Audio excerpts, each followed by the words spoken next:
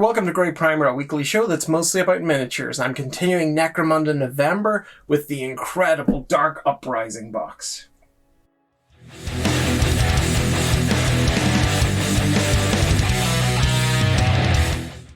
So as I said in the first episode, which aired yesterday, check it out in the show notes below, I'm going to be dedicating the entirety of November to Necromunda with 2 episodes per week, covering things like gangs and barricades and character sets and a couple of starter sets to get things going. And here we have Dark Uprising, the more recent starter set for Necromunda, and this one is crammed full of scenery.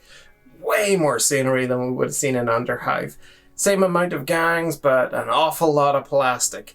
So let's get into it and see exactly how many hours this is going to take me to build. Back soon. We're just going to start this by having a quick comparison against the box sizes of these kits. So let's look at Dark Vengeance. This was a Warhammer 40,000 starter kit in 2013, and this comes in at about 6 centimeters deep. That's fine, 6 centimeters deep. Very much like the likes of the most recent Blood Bowl and stuff. So, pop that to one side. We're into Necromunda Underhive, and that comes in at just over 7 centimeters. So we're getting a little deeper here. And very recently we've had the likes of the 40k Indomitus box. So just reminding you of the depth of Necromunda Underhive there. Indomitus is a chonky boy. And this comes in at 9.5 centimeters. So we're getting pretty significant here. And I'm just going to pop these 2 out of the way. So just going to slide it down here. Maybe need to get it a little bit further down to make space for Dark Uprising. And here comes Dark Uprising. Oh yeah, still going. So Dark Uprising comes in at 15 centimeters deep. Just when you thought Indomitus was a large box, there's Dark Uprising. Absolute beast of a box. Let's just take a moment to compare the cover art between Underhive and Dark Uprising. Underhive is amazing. It actually has this really well-designed frame of art that draws the eye in, but then it makes you pull back out again because you look in, you see, oh, these people are all fighting. It's like, oh, who are they fighting? You pull back out and you see the House Asher people all sort of surrounding here. And then you can get into all of the little details and everything that are around. I think this is a beautiful piece of art. I think it's very cool.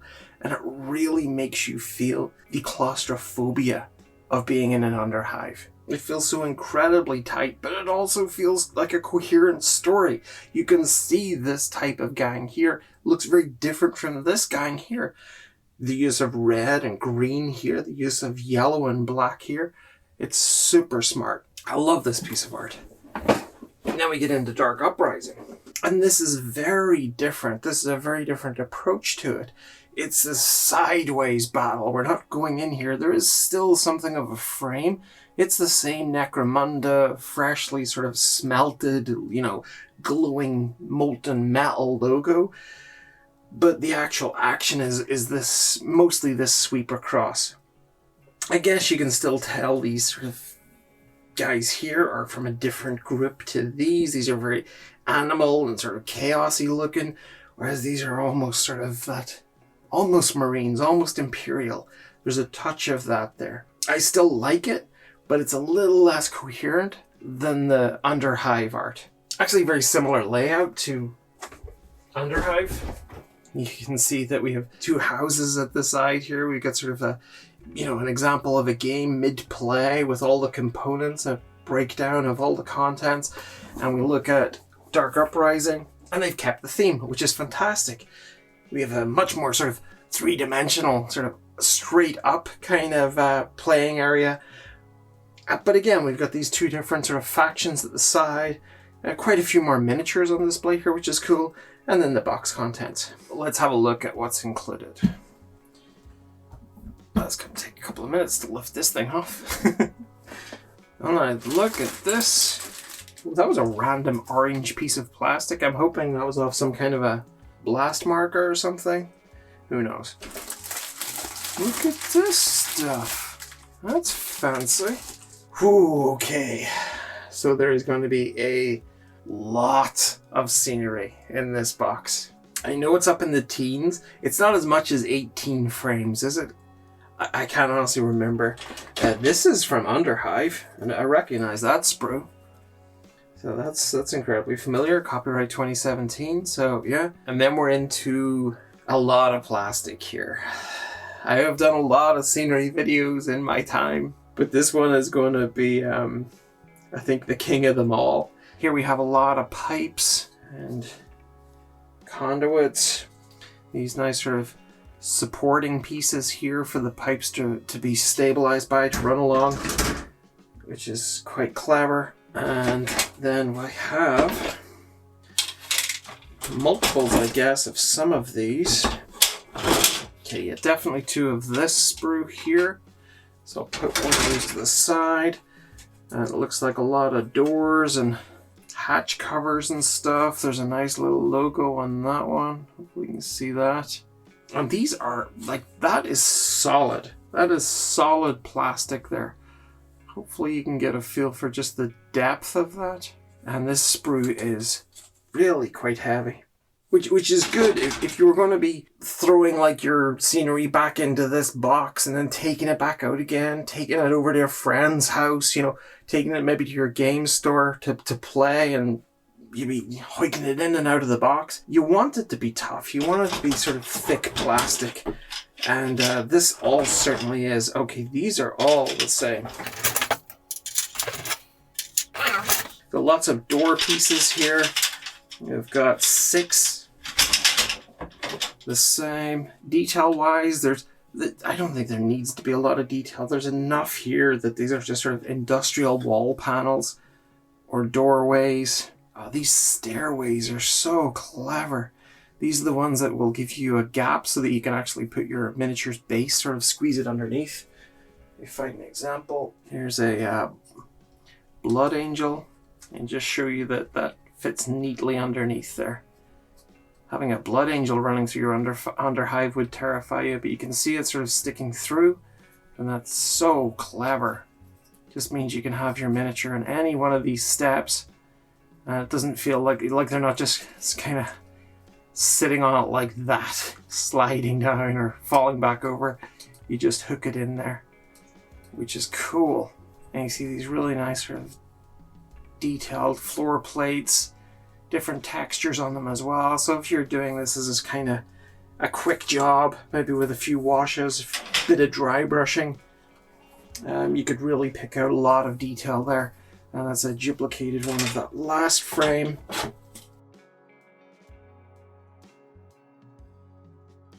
How many are we actually talking about here?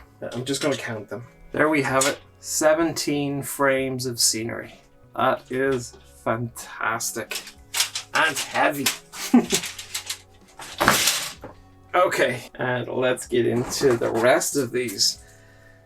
So these are just so light by comparison. So we have our Palatines. So that is a duplicated sprue. And then these are the corpse grinders. So that's a duplicate. So that's a triplicate actually. 3 of those middle ones. And let's just check these out. So these would be the Palatines. These would be the long arm of the Imperium, keeping order in Necromunda. And this is really the boot of the Imperium, hovering an inch above the throat of the Necromunda society. A very thin line of order. And I think they're going to build up. Kind of interesting, but on the sprue they look very, very Imperial. Much better, I think, looking on the sprue are these corpse grinders. These things are just incredible. So these would be in service to the blood god of Khorne. Heretic cannibals roaming around the underbelly of the Underhive. And then this brilliant divider for protecting the sprue. And just like in the Underhive yesterday, you can see the damage that this has sustained.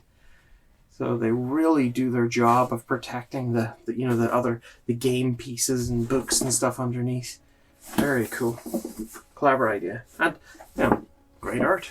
And here we've got very much a sort of like also available at your local game store. I will be going through I have this book, The Gangs of the Underhive, so I'll have a look through that later in the month. And I also have, let me see, what do we got here? I think I've got most of these coming up. We had Escher and Goliath yesterday. I've got Cawdor, Delac, Orlok, this Palatine Enforcer one. In here we have Palatine Subjugator and Corpse Grinder. I think the only one I'm missing is actually the Van Saar. But I think we're covering most bases in November. In Underhive, the dice were all yellow and black, and here they are. They're just as good as sort of a weight and quality, but red and black.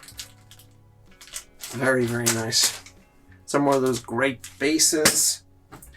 Exactly the same sprue as we had before with the blast and burn. And another one of these really nicely branded Necromunda rulers. More advertising. Here's, now you've played the game, read the books. Bunch of these tiny fellas here. These are all just the little orange pieces from those blast markers, but they're scattered through the whole box. I'm going to keep those because you can actually use those for, use those for melting, and it's an interesting color. Definitely won't be throwing those away. We have the card deck here for Dark Uprising, the rule book itself, instructions for building the miniatures, and we have tokens and the playmat, and a nice little decal sheet there too, which I wasn't expecting. The Enforcer Patrol. So none for the Corpse Grinders, we just get the decal sheet there for the Palatines.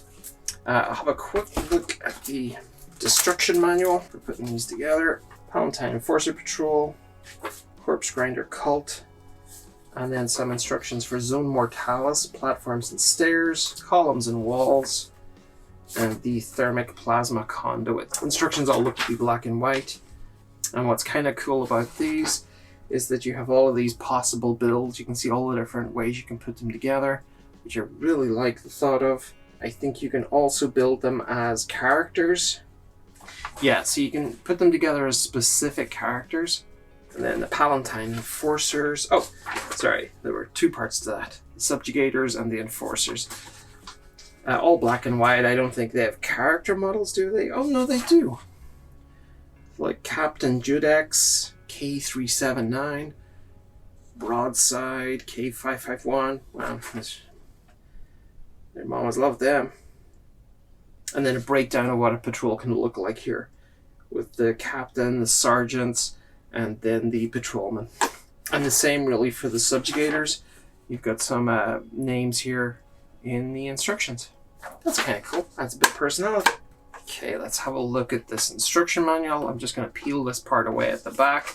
So we have two quick reference sheets, double-sided. Very nice. Always a good idea. The manual itself is all matte, which is interesting. Plain back there, you can just sort of see some, kind of looks like mildly corroded metal. The front is a lot less mildly corroded. Nice sort of rust design there.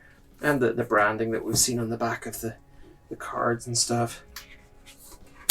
Ooh, this is really brand new. Look at that front page. How cool is that? That's the Corpse Grinders, I'd say. Some great art in this. Some really nice pieces here. Look at this geezer. Wow, so dark. Loving the branding of the Corpse Grinders. And the Palatines look suitably imperial and scary. I'm guessing that's ceramite armor. And this guy. Wow. Okay. So here we have it. Necromunda Dark Uprising, Savage Cult Uprisings in the 41st Millennium. It's a bit of a maddening build, to be honest with you. These pieces of scenery here, these little blocks, they're, there's not much to them. It's just that there's a lot of them, a lot of panels. I mean, each of these is a 4-panel unit, and then there are these little accessories here on the side. but they just take time. But before we look at the scenery in a little bit more detail, I'll have a look at some of these miniatures. This is from the Corpse Grinder gang. These are just incredible. I mean, this guy has a circular saw on a chain that I think he just swings around and hurls at people. That is just like the least safe thing you can do with a circular saw. More of them here, more of these incredible. I think these are actually some kind of a handheld, maybe chain axe or something. I do think that the chain rotates within this part of the unit. I don't think these corpse grinder guys are too worried about health and safety. Some of the faces are fantastic as well. Lots of variations, I guess, for the types of weapons, the heads and things. And you can build these as sort of character models, which I like. Because this comes with an extra sprue on the corpse grinder side, you have a bit more flexibility. You can build like the core units following the instruction manual. And then you have this extra sprue and you can just go crazy with that. And the helmets of these very much reminded me of the video game Dead Space. But they're pretty nice. Straightforward to go together. I'm not a huge fan of these heavily textured bases, the Necromunda bases. I find them maybe not the best sort of for contact points. I didn't have really any major problems keeping them on the base. I thought they were going to be worse than they actually turned out to be. And then we look at the Khornate Subjugator. This one here. And they have these very cool riot shields. Cool looking, sort of almost Astartes armor. It's like somewhere in between a slightly more heavily armored Imperial Guard and then Astartes. But I really like these. I like the way this guy's sort of leaning into his shield. He's got this mace in his hand or whatever that is. Maybe it's a powered thing. And that feels like a really cool stance. Then this dude has some kind of an explosive breaching tool. Looks like a standard sort of bolter rounds and whatever, you know, the charge off of that. It seems crazy, but it fires this spiked ram. And as you can see from this one, nice accessorizing. This one has decided to go with a rather fetching grenade necklace. But yeah, there are sort of accessories you can pop onto them, pouches and the like. And some of the weapons are very cool. You know, you get a feeling that this is sort of very much a riot unit, a crowd control unit. If the crowd happens to be heavily armed or maybe trying to eat you, like these guys over here would be. So that's the Khornate Subjugators, and I'll go on to the Enforcers now. And these are much sort of lower armor level. This one, he doesn't even have a helmet, but has a really cool pose. Yeah, enjoyed building these. Very cool. The sort of standard troop, a little bit closer in looks to the Subjugator, but without the huge shield. And it is, I think, a slightly lower level of armor, especially around the neck. I really like this pose here. Down on one knee. He's got the sort of cross-handed grip here. There's probably a name for that grip, where he's got a torch in his left hand, and then he's got the pistol in his right. And I love that. That's a really classic pose. This guy's got the cool drum mag. He's got, you see a few more, like the pouch here at the back, the holstered pistol. And those are all coming as sort of separate accessories, and you can choose how you want to add those on there. And then just finally here from the Khornate Enforcers is this chap with the full-on sniper rifle, massive scope on it, huge suppressor here. And he's even got the accessorized cuffs on the side here, just to sort of reinforce, and his pistol, to reinforce that this is the police force of the Underhive. Absolutely loving that rifle. Cool. So that's the miniatures, the Corpse Grinders and the Khornate Subjugators and Enforcers. And they are incredibly well detailed, go together pretty easy, lots of variety in there, so it never feels like you're building the same model twice. It might have the same core torso and legs, But the variations in the heads, the variations in the arms, and then the accessories definitely makes it feel like there's a lot of variety in there.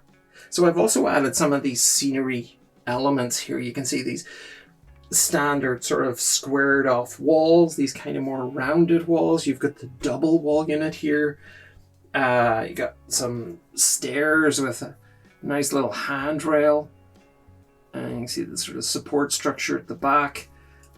Then I have a ladder which hooks over the side of one of the walkways. We'll have these cool double doors, which I'll show you here. And this section goes down inside like that, so it's closed. And you can just lift that out to show sort of an open doorway there as well. I like those. And they do like a single version of that here as well. And that just very easily goes inside. You can see that locked door with that nice sort of detail and design. And then pop that up out of the way. You have an open doorway. Really, really nice elements like that throughout. And the way these go together is very clever. These are some of the main sort of connector components here. Obviously this is a walkway. Then you've got all these, this is an additional kind of walkway section here. As you can see, it connects into that middle bit. And what you can do with all these wonderful bits and pieces is use these as sort of main connectors for columns like this. And as you can see underneath, it's got these sort of teeth. So you can connect and you see the corresponding markers in there. Pop that on there, nice and secure. You've got this walkway thing, and of course you could glue these, or you could maybe put like magnets in to have them even more stable. And as you can see, you've got now this top piece. Now, if you wanted to, you can connect yet another tower and make it like a sort of a running column like this. You can connect other walkway pieces around. So this could be like a support column running through the hive. And here's like an angled floor piece, and that can connect here and here. And so you can see it there. Obviously, this is not glued. There's no magnets in this. So you'd probably want to shore this up a little bit to stabilize it. But really, the only limits are your imagination. And there's nothing to stop you connecting it all together like this with that piece from before and having like this 1, 2, 3rd story sort of layer. Again, you can just keep on going. It's really up to you how you want to build this out. Whether you want to glue it, whether you want to magnetize it, whether you want to just wing it and hope that it doesn't collapse mid-battle, don't do that. But it's up to you entirely.